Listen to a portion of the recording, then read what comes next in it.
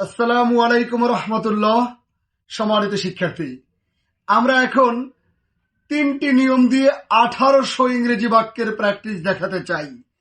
ভাবছেন বাস্তবতা কি? ইয়েস, বাস্তবতা।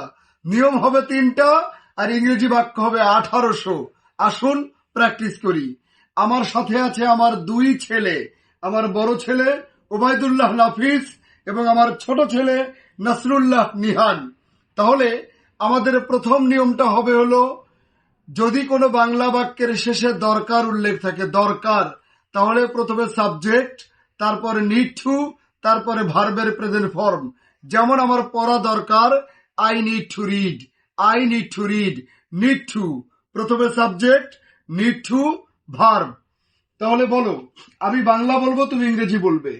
আমার পড়া দরকার, I need to read. তোমাকে জোরে বলতে হবে যাতে সবাই শোনে। আমার পড়া দরকার, I need to read. আমার লেখা দরকার, I need to write. আমার বোঝা দরকার, I need to understand. আমার কেনা দরকার, I need to buy. আমার যাওয়া দরকার, I need to go. আমার বিক্রি করা I দরকার, need to sell.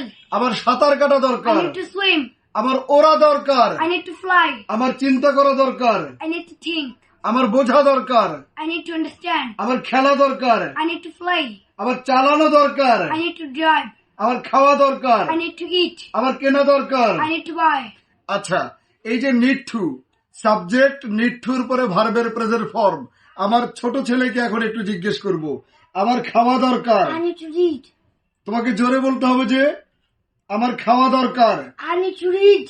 I need to eat, আমার পড়া দরকার। I need to read. জোরে বলো, আমার পড়া দরকার। I need to read. আমার বিশ্বাস করা দরকার। I need to believe. আমার কেনা দরকার। I need to buy. আমার বিক্রি করা দরকার। I need to sell.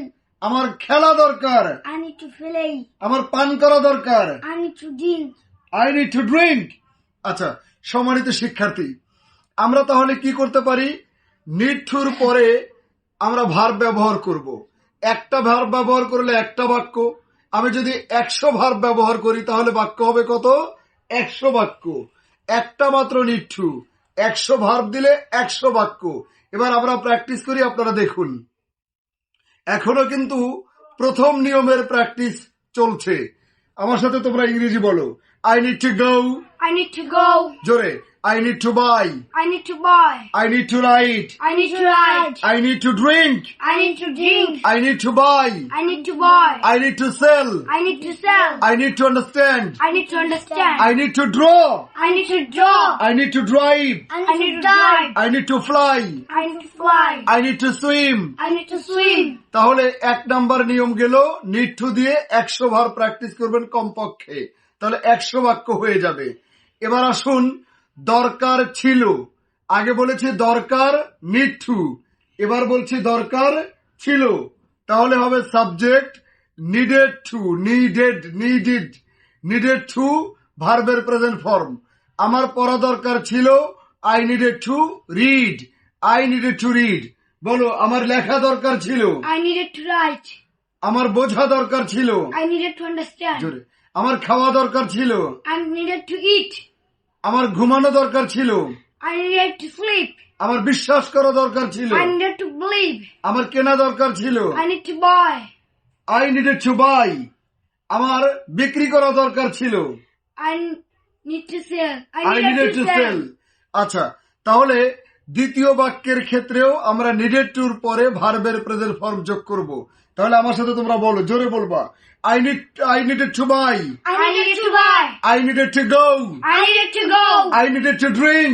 I needed to drink. I needed to drive. I needed to drive. I needed to understand. I needed to understand. I needed to draw. I needed to draw.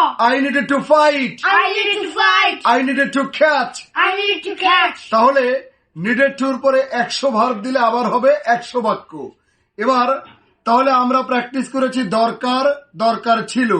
এবার practice করব দরকার হবে, দরকার হবে। তাহলে প্রথমে subject, তারপর will be needed to, will be needed to, এরপরে ভার্ব। যেমন আমার পড়া দরকার হবে, I will be needed to read, I will be needed to read, আমার পড়া দরকার হবে। আচ্ছা, আমার খাওয়া দরকার হবে। I will be needed to write. I will be needed to eat. আমার লেখা দরকার হবে, I will be needed to write. আমার পান করা দরকার হবে, I will be needed to drink. আমার ঘুমানো দরকার হবে, I will be needed to sleep.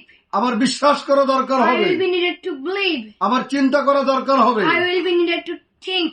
আমার কেনা দরকার হবে, I will be needed to buy. আমার বিক্রি করা দরকার হবে। I will be needed to sell. তাহলে উইল বি নিডেড টুর পরে আবার 100 ভার্ব দিয়ে প্র্যাকটিস করবেন এইভাবে। আমার সাথে বলো, জোরে বলবা। I will be needed to go. I will be needed to go. I will be needed to buy. I will be needed to buy. I will be needed to write. I will be needed to write. I will be needed to fight. I will be needed to fight. I will be needed to fly. I will be needed to fly. I will be needed to drink. I will be needed to drink. I will be needed to sell. I will be needed to sell. দেখুন, need টুর পরে 100 verb 100 বাক্য, needed টুর পরে 100 verb 100 বাক্য, will be needed টুর পর 100 verb 100 বাক্য।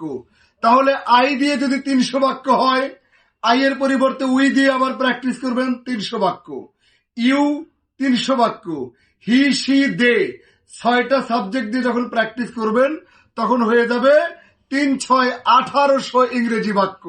এইভাবে যদি 1800 ইংরেজি বাক্য প্র্যাকটিস করার পর এবার ওলট পালট করে বলবেন, কখনো আই, কখনো উই, কখনো ইউ, কখনো হি, কখনো সি, কখনো দে। আমার সাথে বলো তোমরা, I will be needed to go. I will be needed to go. They will be needed to go. They will be needed to go. He needs to go. He needs to go. He needs to go. He needs to go. He needs to write. He needs to write. We need to write. We need to write. We need to buy. We need to buy. We need to go. We need to go. We need to understand. We need to understand. They need to understand. They need to They understand. need to go. They need to go. They needed to go. They needed to go.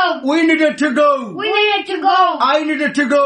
I needed to go. তাহলে আপনি 6টা subject দিয়ে যদি 100 verb practice করতে পারেন তাহলে হবে আরো 600 বাক্য। তার মানে হলো need to, needed to, will be needed to, 3টি নিয়ম দিয়ে আপনার 2400 বাক্য প্র্যাকটিস হয়ে গেল। বলেছিলাম 1800 ইংরেজি বাক্যের প্র্যাকটিস দেখাবো, কিন্তু দেখিয়ে দিলাম 2400 ইংরেজি বাক্যের প্র্যাকটিস। এইভাবে প্র্যাকটিস করলে ইংরেজি আপনার ঘরের দরজায় টাক টাক করে করা নেড়ে বলবে, বন্ধু আমি এসেছি। আমার 2 ছেলে ওবায়দুল্লাহ নাফিস এবং নাসরুল্লাহ নিহানকে নিয়ে দারুণ একটা প্র্যাকটিস হয়ে গেল। সম্মানিত শিক্ষার্থী, আমি যে নিয়মগুলো প্র্যাকটিস করালাম তা আমার লেখা এই বইটি, আ magic method of spoken English, magic method, এই বই থেকে আপনাদেরকে প্র্যাকটিস করালাম। আসলে এই যে বইটা, এই বইটাতে 4টা ম্যাজিক নিয়ম লেখা আছে, 4টা ম্যাজিক নিয়ম। 4টা ম্যাজিক নিয়ম বেসিক সহ শিখতে পারলে ইংরেজিতে অনর্গল কথা বলতে পারবেন ইনশাআল্লাহ। ভাবছেন 4টা ম্যাজিক নিয়ম? হ্যাঁ, 4টা ম্যাজিক নিয়মে এমন ভাবে সাজানো যে 4 ম্যাজিক নিয়ম দিয়ে আপনি 600 সূত্র প্রায় আপনি শিখতে পারবেন স্পোকেন এবং রিটেনের জন্য। নিয়ম পড়বেন 4টা, আয়ত্তে আসবে 6 শতাধিক গুরুত্বপূর্ণ স্পোকেন এবং রিটেনের সূত্র। তাহলে দেরি কেন? আজই বইটি সংগ্রহ করুন। বইটির দাম 760 টাকা। ধন্যবাদ।